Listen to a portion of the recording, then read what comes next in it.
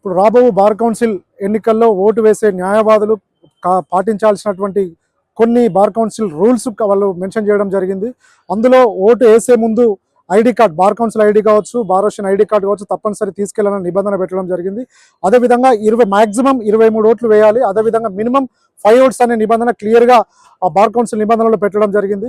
అదేవిధంగా ఎక్కడ కూడా సెల్ ఫోన్స్ వాడడం కానీ, ఓటు వేసే అభ్యర్థి సెల్ ఫోన్ వాడడం కానీ, సీసీ కెమెరాల సమక్షంలో ఎలక్షన్ నిర్వహించడం జరుగుతుంది. కాబట్టి ఎలాంటి ఆర్భాటాలకు లోను కాకుండా ఎలక్షన్ నిర్వహించడం జరుగుతుంది. ఫోన్లు తీసుకెళ్లొద్దు. అదేవిధంగా ఎలాంటి మిస్యూజ్ కానీ వేరే అసాంఘిక కార్యక్రమాలు కూడా చేయకుండా ఉండడానికి బార్ కౌన్సిల్ ఖచ్చితమైన నిబంధనలు ఇందులో పెట్టడం జరిగింది. ఐడి కార్డు తీసుకెళ్ళండి, ఫోన్లు మాత్రం మీ ఫ్రెండ్స్ కానీ కార్లో కానీ పెట్టాలండి, ఫోన్లు కూడా అలో లేదని క్లియర్గా నిబంధనలో పేర్కొనడం జరిగింది.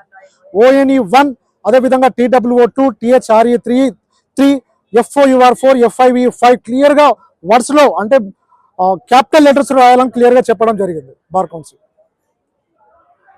ఓకేనా?